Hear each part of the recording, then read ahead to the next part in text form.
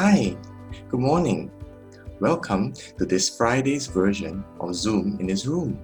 We have finally reached the end of the week and it's time to give thanks to God for that. So let's begin this morning by quieting our hearts and begin with a prayer. So let us remember we are in God's holy presence.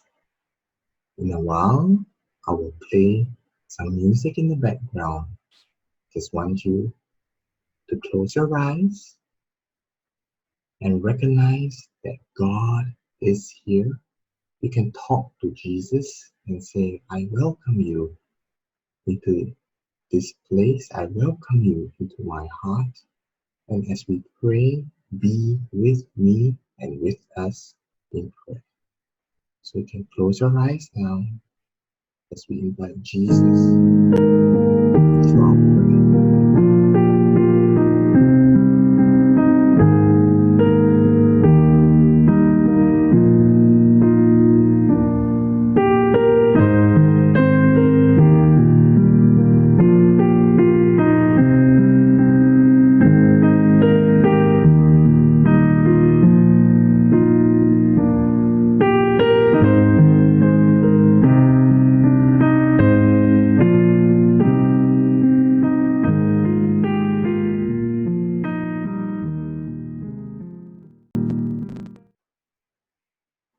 Introduction.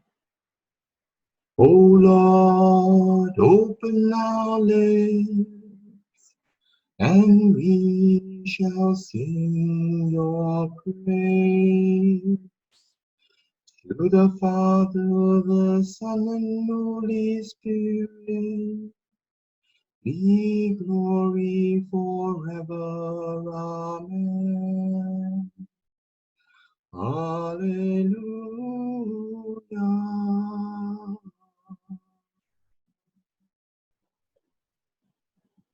So we begin today's reflection by going back to the verse of this week. Jesus said, I am the resurrection and the life.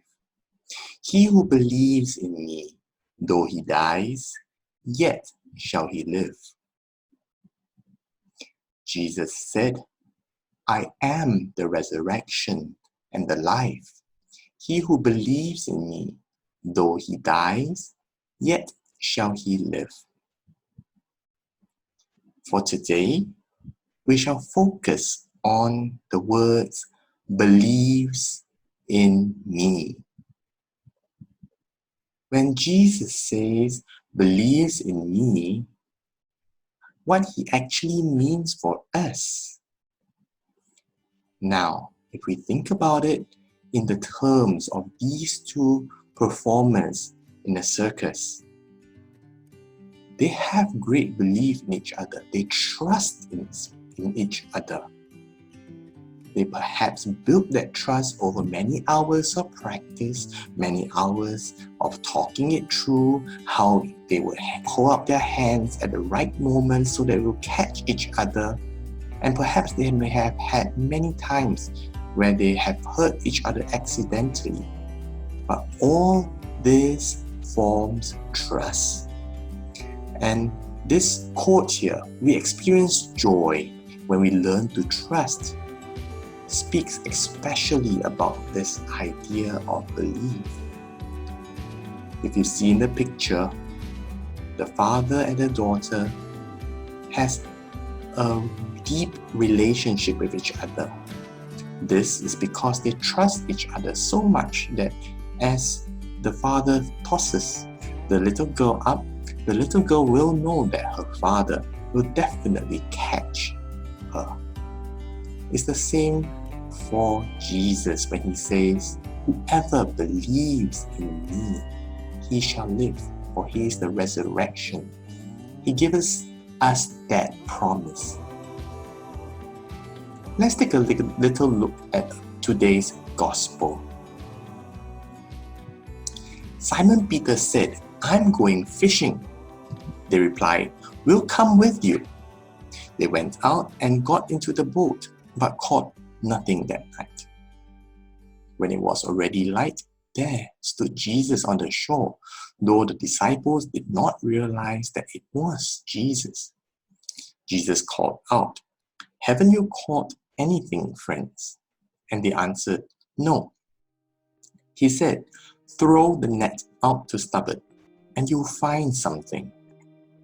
So they threw the net out and could not hold it in because of the quantity of fish. Jesus said, "Bring some of the fish you have just caught." Simon Peter went abroad and dragged the net ashore, full of big fish, 153 of them. And in spite of there being so many, the net was not broken. Jesus said to them, "Come and have breakfast." None of the disciples was bold enough to ask, "Who are you?" They knew quite well it was the Lord. Word of the Lord. As we think about these two verses and today's gospel, we realize that in Romans, God is able to do whatever He promises, and He reminds us of that. Today, Peter, after he saw Jesus dead, he went back to his old job to be a fisherman, or his old habit to try and fish. And lo and behold, Jesus appeared to him and reminded him that He chose him for a different purpose. It is like there is nothing that should stop us from believing in Jesus. And He helps and guides and reminds us every step of the way. Here's a thing to think about today.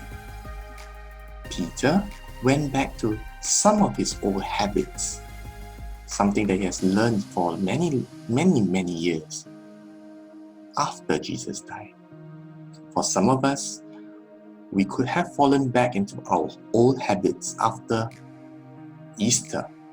Some things that we said that we didn't want to do. Perhaps we are less patient with our siblings when we thought that in Lent we want to be more patient. So here's some question for you to consider. Have we fallen back into our old habits? And if such, what things would we now do to start again? Perhaps we can take this weekend to think about this. It's not too late to turn back, because Jesus always helps us to go back and restart and start anew again, just as He had done by reminding Peter of what He has called him to do. Now we have a time to pray for others.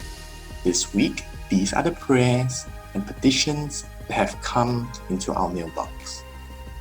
We pray for Thanksgiving for babies Francis and Claire. They were born, and their parents want for them to grow up healthy and strong. The soul of former Vice Principal of the La Salle School, Madam Ng Siu Chu. The health and well-being of those affected by COVID-19. The frontline workers of essential services during this time. From Monty, for the health of his son Aloysius. For Isaac, an end to COVID-19. And from Jude, a private and confidential petition. We pray with you and for you. The closing prayer. We shall pray the prayer that Saint Alphonsus Liguori wrote, which is the prayer that we recognize now as the act of spiritual communion. My Jesus, I believe that you are present in the most holy sacrament. I love you above all things, and I desire to receive you into my soul. Since I cannot at this moment receive you sacramentally, come at least spiritually into my heart. I embrace you as if you were already there, and unite myself wholly to you. Never permit me to be separated from you. Amen. As we continue our day, we ask our Lord for His blessings. May the Lord bless us. Amen. And keep us from all evil. Amen. And bring us to everlasting life. Amen.